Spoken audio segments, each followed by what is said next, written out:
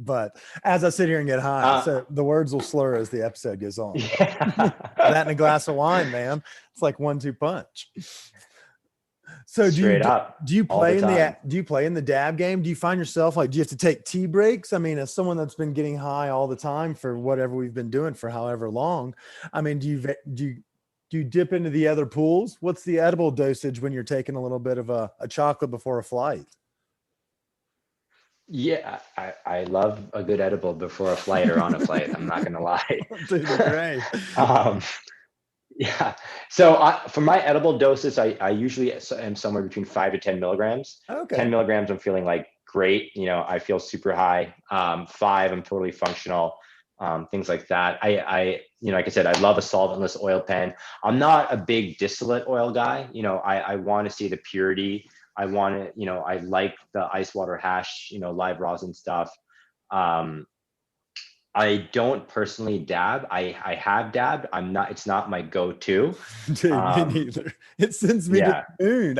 I can't function. I'm like, it's like I can't use my hands. It's it's nuts. The last time I lost sensation or movement of my limbs was probably like 10, 15 years ago, smoking out of a volcano. But but but no, you're right. It's just and the thing is, I still get super high smoking flower. Like I'll take fasts, a couple times a year where I'll try to go a couple weeks and not use any cannabis just to keep my tolerance in check. Yeah. But I get super high off a joint or a bowl, so I haven't really needed to go to a more concentrated form personally.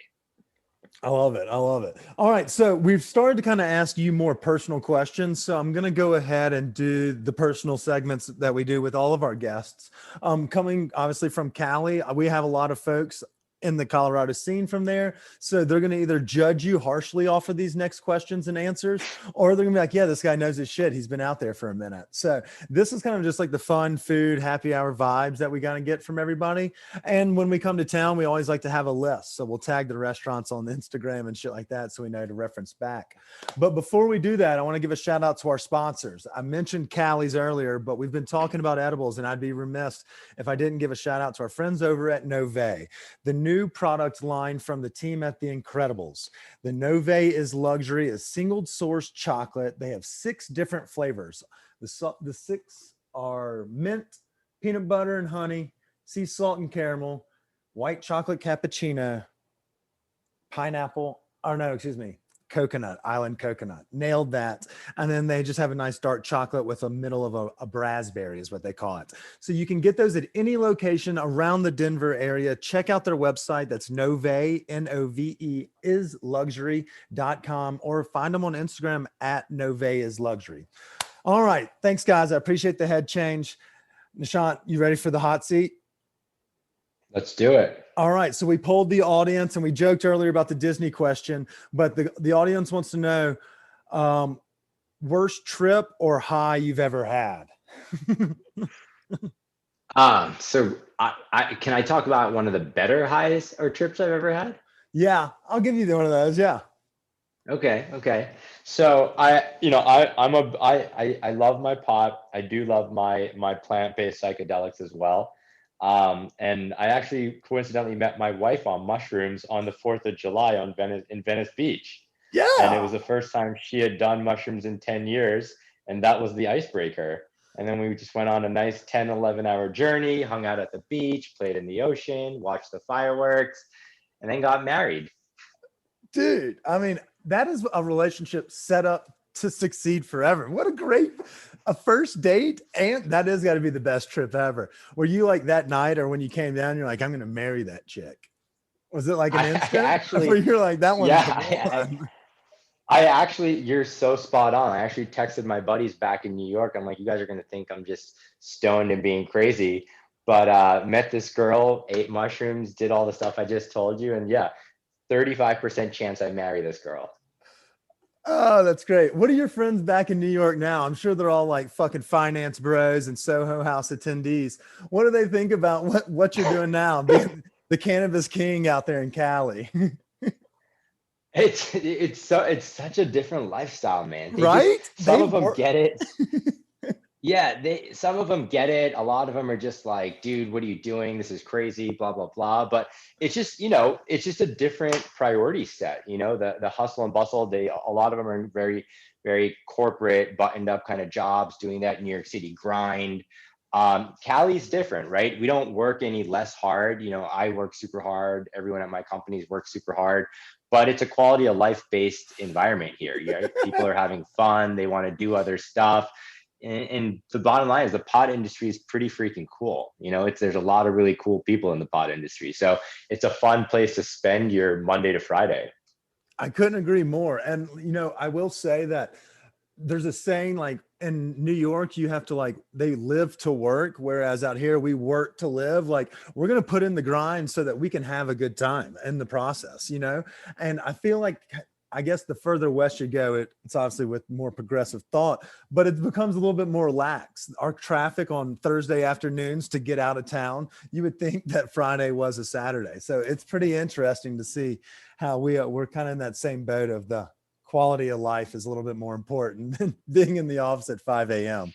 But to each their own, the alarms will buzz at all times. Speaking of which, let's say you had a long day of work. Where's the office and location to your best happy hour? Do you have a spot in the neighborhood that folks will know in California, or where's your go-to happy hour spot? We work in more like central LA, but I live Okay. at the beach. And so I Nice. tend to hang out at the beach, Venice, Santa Monica, kind of the Marina Del Rey area. So for me, I love Wabi Sabi. I love hanging out in Abikini in Venice. I just think all of those places have a great vibe. It's chill. You meet a lot of cool, creative, smart people. It's not pretentious. It's just a good environment, good energy, right? And I love the fact that people are asking you more about yourself and what you're up to, what do you like. No one's really leading off with like, what do you do? What's your job?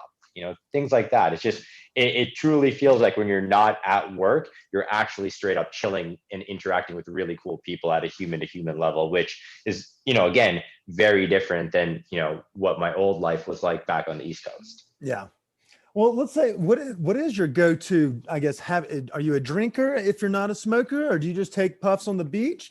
What is your vibe out there? Y'all, it's a good people watching scene. So it's like kind of like feeling like you're in Paris. You can just like have a glass of wine and just watch and chill, enjoy the Just vibe. happy.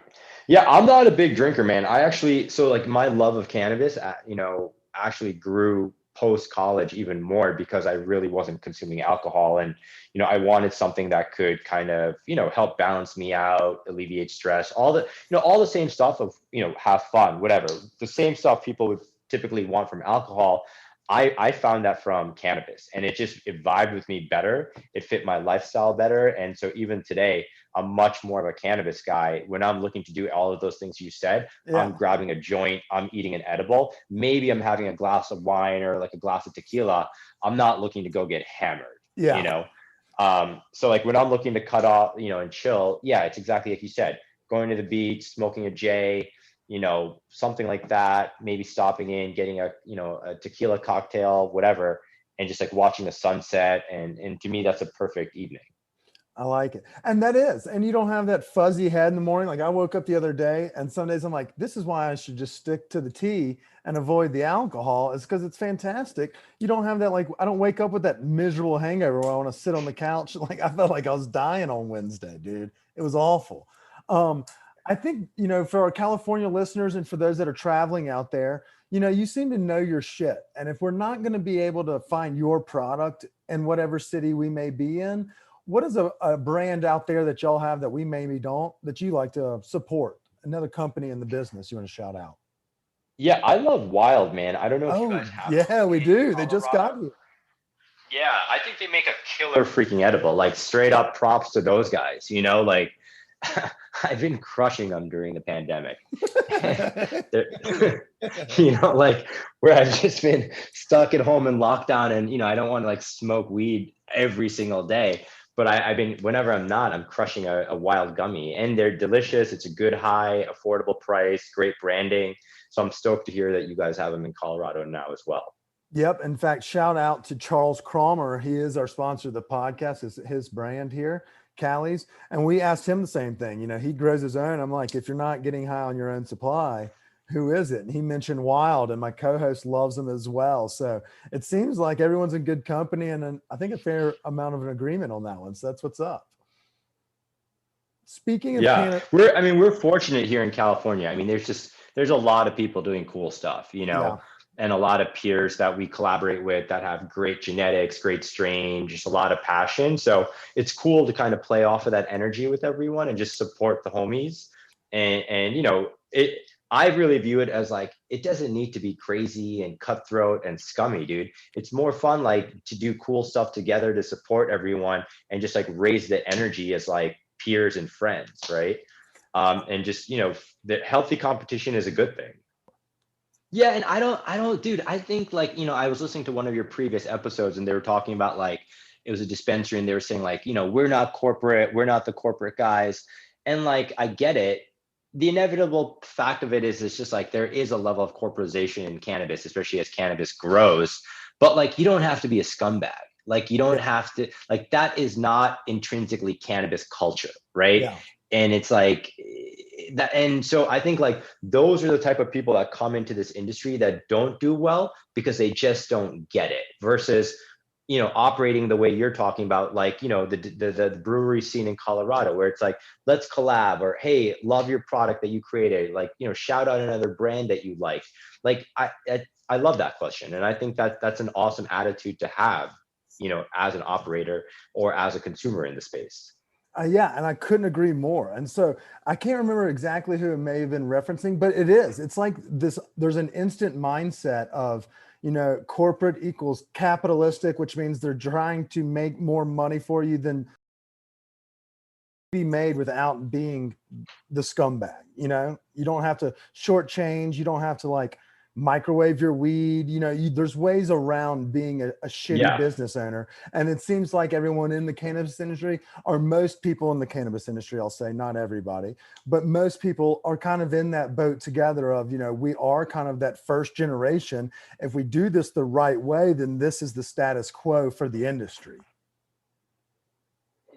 Definitely, especially if they're like actually passionate users themselves, right? Yeah. Then they should be coming at this from like a good place to begin with. Like you asked me, why do we care so much about sustainability? Why do we care about like social justice and what like the stuff we do, that the focus on the premium weed? It's because, dude, this is what I smoke. Like this is what I want for myself. Like I'm a obsessive skier, like I care about climate change because I want to fucking shred pow all the time, and like I don't want skiing to go away. Are So you like Big I Bear? Is care Big about Bear these you, things. or do you go north?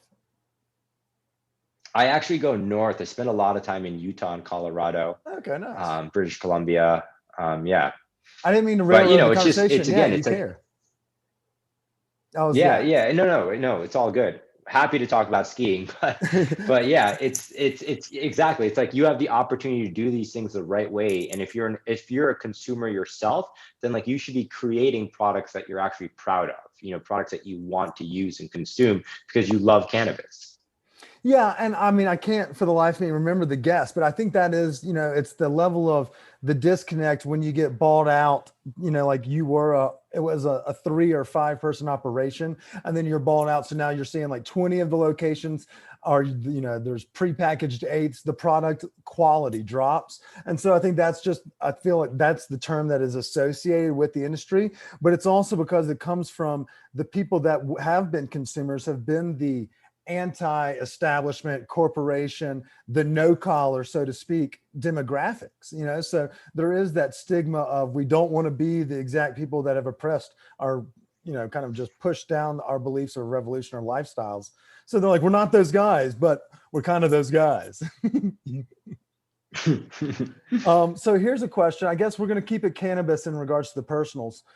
Cannabis has given you the ability to do a lot of cool stuff. Where's one of the coolest trips that you've gone, or coolest places you've been able to smoke that's been Total other end of the spectrum. I've been in amazing town halls in like inner cities talking to people about why cannabis legalization is good for their communities, and why, you know, the war on drugs has hurt their communities, especially if they're minority, predominantly in these inner cities, but why, like, legalization done the right way can help them. It can create jobs, it can create investment into the inner cities, it could help their schools, you know, it could help people